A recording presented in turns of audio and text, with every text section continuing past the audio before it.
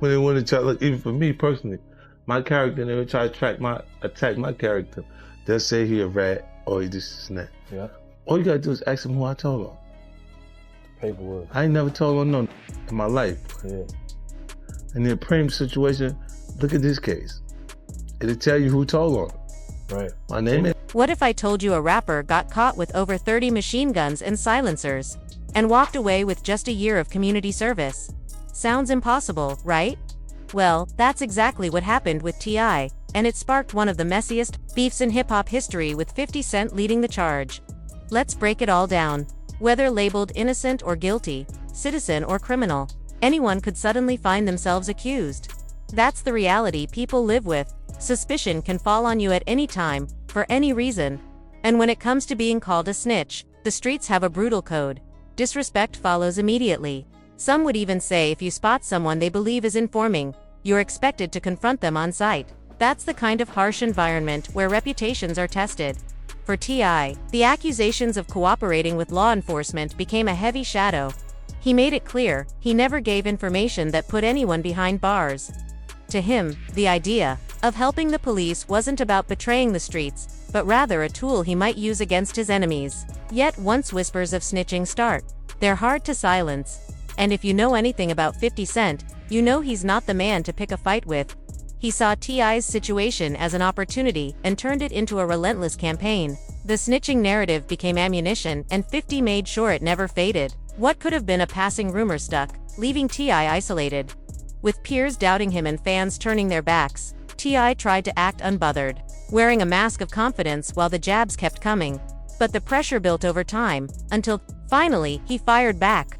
Instead of easing tensions, though, he escalated them, calling out 50 for a 20-track versus battle, on 50's birthday of all days. That wasn't just competition. It was provocation. 50's response was calculated. Rather than meeting the challenge head-on, he reached back into history and unearthed T.I.'s 2008 Crime Stoppers PJ, the infamous clip where T.I. urged the public to report crimes. 250, that was the ultimate checkmate, reigniting the very controversy T.I. had been trying to escape. One place in the federal guideline where you can have 10 machines and get 1 year of community service and 1 year. When 50 brought that Crime Stoppers clip back into the spotlight, the internet erupted. Memes, jokes, and endless commentary spread like wildfire, and T.I.'s reputation took yet another heavy blow. It wasn't just entertainment blogs picking it up. Hip-hop forums, Twitter threads, and Instagram pages kept recycling the video, with users adding their own captions, edits, and jokes. What might have been a single-day story became a viral storm. And in today's culture, perception often carries more weight than reality. For T.I., that perception was devastating. The irony is that 50 and T.I. weren't always enemies. There was a time when both rappers coexisted at the top of the game, showing mutual respect, hopping on records together, and even appearing side by side at major industry events. They had carved out reputations as two of the hardest voices in rap, men who represented grit, resilience, and authenticity. But the rap industry has always been as much about image as music, and once a narrative starts snowballing, even years of success can't shield you from it. For T.I., that narrative was snitching, and no matter how many hits he dropped, awards he won, or ventures he pursued, the label trailed him like a shadow. And with 50 relentlessly fanning the flames, the stain only deepened. Part of what makes this so damaging is hip-hop's deeply rooted code of credibility. Street authenticity isn't just bragging rights, it's the foundation on which many careers are built. If fans and peers believe you cooperated with law enforcement, that credibility crumbles. Unlike other genres, hip-hop is tied directly to the streets, to codes of loyalty, and to a culture that views snitching as the ultimate betrayal. For T.I., the Crime Stoppers ad became a symbol that no amount of denial could fully erase. Then came another blow. New rumors surfaced, suggesting that T.I. was originally set to play the role of Davis McLean, the slick defense attorney in 50 Cent's hit series Power Book 2. Ghost. The part, of course, ultimately went to Method Man, who became one of the show's standout stars. The whispers painted a picture of T.I. being quietly removed from the role, supposedly because his strained history with 50 made the partnership impossible. For a man already battling for his reputation, it was another headline he didn't need. T.I. laughed it off, insisting on podcasts and interviews that there was no truth to the story. He even claimed he and 50 still share mutual respect, presenting himself as unbothered by the rumors. But the problem wasn't what T.I. said, it was what 50 didn't say. His silence was deafening. No confirmation, no denial, no acknowledgement whatsoever. And in the entertainment world, silence doesn't always mean indifference. Sometimes it means patience, a calculated decision to let speculation spiral without lifting a finger. And spiral it did. Fans on social media debated endlessly. Some argued T.I. was being unfairly targeted, a victim of 50's trolling empire.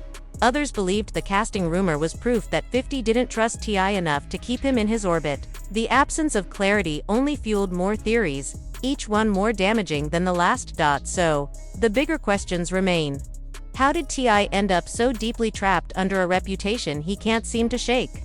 Was it just bad timing that the crimes ad aired in the worst possible moment of his career? Or was it 50's relentless persistence that turned a single blemish into a permanent scar? Why does 50 keep reviving the narrative instead of letting it die? Is it just trolling for laughs, or does he see it as a mission to permanently discredit Tip in the eyes of the culture? And most importantly, what's really happening between them behind the scenes? Because one thing is certain. This feud isn't just about Instagram jokes or online trolling. It's personal, it's calculated, and it's strategic. T.I.'s fixation on battling 50 in Versus might look like a publicity stunt. But it's really a symptom of something deeper, a man desperate to reclaim his name, his credibility, and his place in hip-hop history. For T.I., it's not just about proving he can hang with 50 musically. It's about rewriting the narrative that has haunted him for over a decade. In the end, the feud between 50 Cent and T.I. speaks to something larger than just rap beef. It's about image, legacy, and the unforgiving nature of hip-hop culture. Once the streets put a label on you, escaping it is nearly impossible. And with an opponent like 50 Cent, a master at trolling, marketing, and turning other people's vulnerabilities into running jokes, that label is guaranteed to live longer than any meme cycle. For T.I., the fight continues.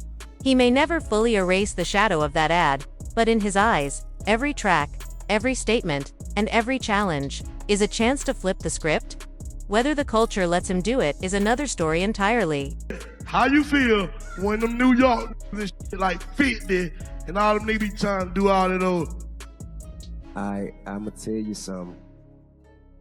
When you're fighting a man with no arms. T.I.'s push for a Versus battle with 50 Cent went beyond persistence, it bordered on desperation. He even tried to turn the moment into an insult by issuing the challenge on 50's birthday. For 50, that wasn't just competition, it was disrespect.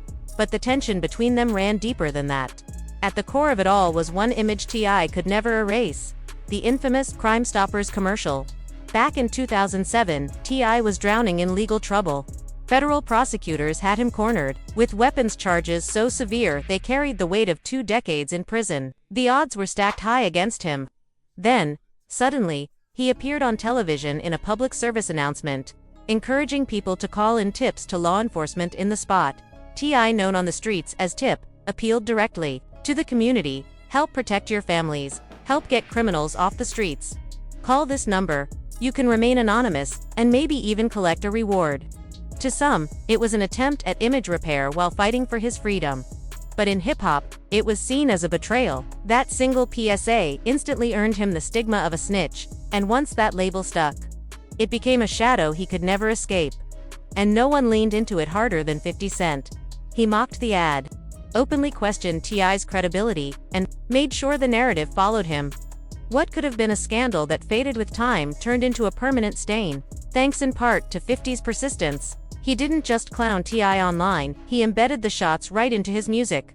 On G-Unit's track, You So Tough, 50 dropped lines that made the industry pause: get knocked with 10 machine guns, only get 12 months. Then, the punchline: don't talk to me, you talk to him, you talking to them. It was a thinly veiled jab at T.I.'s case, one that left people questioning how Tip managed to dodge such heavy time. And 50 wasn't finished.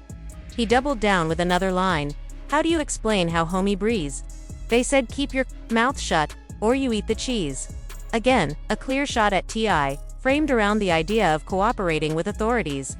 The timing only made the suspicion worse. Just before he was set to hit the stage at the BET Hip Hop Awards, federal agents swooped in and arrested him in an elaborate sting. The setup came from inside.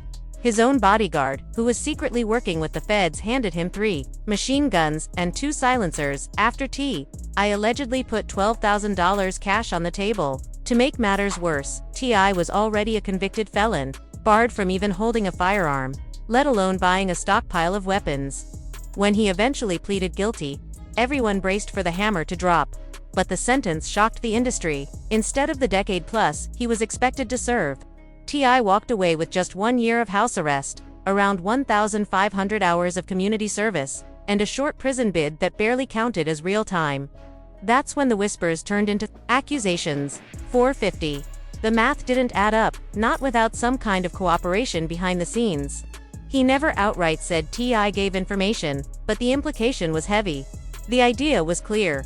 A sentence that light only happens if something was exchanged. Pressed about it in interviews. 50 played coy. He wouldn't name names, leaving it to the public to decide who his lyrics targeted. But by then, the damage was done. The streets didn't need confirmation, they'd already stamped T.I. with the snitch label. When reporters asked T.I. about it, he tried to keep his cool.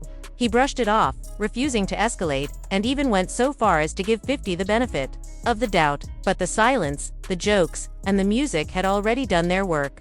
The stigma was sealed. Got a beef or something, man? Because I seen the post today where they were saying that you were supposed to be in, I guess one of the Power, what's the name? I guess 2 of the actors on the show said that you were actually supposed to be on the show, and then they replaced you with Method Man, and they weren't expecting it or something. No, that's not true. 50 and I, we were executive producers on a different show outside of the Power universe. But nah, man, me and 50 cool. I'm the only one who's not offended by his brass approach, and he's not offended by mine. So, we play rough, but we ain't no issue. The truth is, T.I. was still under the federal microscope, and the last thing he could afford was adding more fuel to the fire. Coming at 52 hard might have cost him dearly, but beef like this never stays buried forever. By 2020, the old drama came roaring back. Out of nowhere, that Crime Stoppers PSA resurfaced and went viral again, right in the middle of the Tekashi 6ix9ine in snitching scandal. The timing couldn't have been worse. While 6ix9ine was testifying against the 9 Trey Bloods, snitch culture became the hottest conversation in hip-hop. And T.I. found himself dragged back into the spotlight. He wanted to escape. And of course, 50 couldn't resist. He hopped online, clowning T.I.'s Versus challenge with a post that read, "The first song I'm going to play is You So Tough." Then, to really twist the knife, he reposted the old PSA, alongside the diss track, making sure everyone connected the dots. Naturally, Tip couldn't let that slide. He stormed into the comments, firing off denial after denial. He swore he had never cooperated with law enforcement, never given up information, never put anyone behind bars. But he didn't stop at defending himself. He flipped the spotlight onto 50, hinting that maybe he had skeletons in his own closet. T.I. clapped back hard, writing, "The video clip is cute, in poor taste, but cute. I prefer facts. I have never given any information to any form of law enforcement to get nobody, no time, for no crime ever. 50 Cent, can you say the same?" That line flipped the energy. Instead of just defending himself, Tip dared 50 to prove he was squeaky clean, and he doubled down. He reposted 50's D's on his own Instagram with a heated caption, pushing for the Versus battle again. "I'll take this as an acceptance of the catalog challenge. We got him. He bit the bait. Now set this up so I can finally shut this watermelon head, invisible neck ninja up once and for all." From there, Tip went for 50's jugular. He reminded everyone his name was clean, dismissed the PSA as old, outdated, and in poor taste, and then mocked 50's legacy, much like your catalog. 50 Cent. Supreme told me to ask if you can say the same. And just when it looked like he was finished, Tip piled on even more. "Pick your songs off that one hot album you got, and let's lay your overrated, outdated, steroid-inflated catalog to rest." Clearly, 50 had struck a nerve. Tip was pulling out every weapon he had, determined to bury the snitch label once and for all. He even carried the fight into interviews, doubling down on the Big Facts podcast when asked about the Crime Stoppers ad. Calm and firm, he insisted he was no rat, no matter what New York rappers like 50 kept saying. But just when T.I. thought he'd had the last word, 50 came back swinging. About a week later, he posted a now-deleted response on Instagram, dragging Tip once again. Sharing the podcast clip, 50 added his own caption. This was a week ago. This ninja was telling me about a comedy show he's working on backstage. I don't like all this kind of S*****. It wouldn't be a good idea to come around me again. Respectfully, stay away from me. That was 50's way of making it clear. He wasn't joking. And this wasn't just Instagram trolling anymore. Things only grew messier after the tragic death of King Von. On November 6, 2020, Von and 2 others were gunned down in Atlanta. T.I. decided to speak out about the city's rising violence. Posting on Instagram, Atlanta is a beautiful, progressive city, filled with black excellence. We uplift each other and win together. Stop coming here to kill each other. That's played out. In the caption, he doubled down. Handle your beefs in your city. Thanks in advance, King. But instead of being seen as positive or uplifting, the message struck many as a direct shot at Von and his camp. The backlash was instant. Fans, peers, and even Von's family weren't having it. That's when 50 Cent stepped in. He reshared an Instagram story from Von's sister, Kayla, who blasted T.I., writing, "The energy he always puts in people's business needs to be the same energy he uses to make it right with his daughter. No way is my brother. 50 Cent, get on his ass." And 50 made sure the entire internet saw it. He reposted her words with a warning of his own. "You gotta chill. You bugging for saying anything?